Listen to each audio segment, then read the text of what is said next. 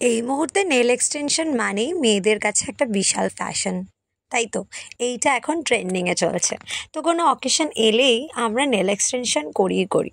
তো হঠাৎ করে আমার এবারে মনে হলো যে না, একটু এক্সটেনশন করি, অনেক দিন করি না, কোনো অকেশন ছাড়াই। তো ফেসবুকে একটা বোনের সাথে যোগাযোগ হয়। তো তার বাড়ি হচ্ছে ব্যারাকপুরে। আমি সেদিন চলে গেছিলাম ব্যারাকপুরে। তো প্রথমেই বলি, বোনটার কাজ আমার খুব ভালো লেগেছে। আর যারাই প্রফেশনে রয়েছো তাদেরকে আমি বলছি, তাদের প্রচণ্ড পরিমাণে ধৈর্য। তাদের ধৈর্য দেখে আমি সত্যিই অবাক হয়ে যাই যে অতক্ষণ অত ঘন্টা বসে বসে ওরমভাবে কাজ করা। আমরা যারা নর্মাল বসে থাকি আমাদেরই কষ্ট হয়, আর তোমরা কিভাবে মন দিয়ে কাজগুলো করো, আমার সত্যিই অবাক লাগে। তো প্রথমেই আমি ওকে বলেছিলাম, তোমার যেরকম পছন্দ তুমি সেরকম করো, আমি কোনো কিছু ডিসাইড করে আসিনি।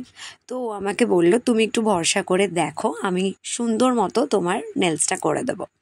তো সত্যি সত্যি যখন ফিনিশিং হলো কাজটা, আমি প্রচণ্ড পরিমাণে হ্যাপি হয়ে গেছি, কারণ সত্যি কাজটা খুব ভালো হয়েছে, তোমরা শেষে দেখলে বুঝতে পারবে। তো আমি ওর ডিটেলসটা এবার দিচ্ছি। তোমরা যদি জেল করো তাহলে তার প্রাইস হচ্ছে 350 করে পড়বে, আর তোমরা যদি অ্যাক্রেলিক করো তার প্রাইস পড়বে 420। আমি ওকে জিজ্ঞাসা করেছিলাম পুজোর সময়ও কি সেমই থাকবে, তো ও বললো হ্যাঁ। আর ওর নাম্বারটা আমি এখানে দিয়ে দিচ্ছি স্ক্রিনে, তোমরা যদি কেউ যোগাযোগ করতে চাও প্লিজ করে নিও। তো দেখতেই পাচ্ছ এই আমার নেলসটা এসছে। আর এই প্রথমবার আমি কোনো ডার্ক কালার ট্রাই করলাম। অ্যাকচুয়ালি আমি ওকে বলেছিলাম শুধুমাত্র যে রেডের কোনো কিছু দেবে না, কারণ আমি রেডটা একদম অপছন্দ করি।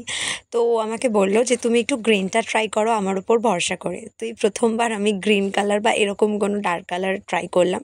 তোমরা কিন্তু অবশ্যই জানিও কেমন হয়েছে, আর ওর কাজ যদি ভালো লেগে থাকে অবশ্যই ওর সাথে যোগাযোগ করো।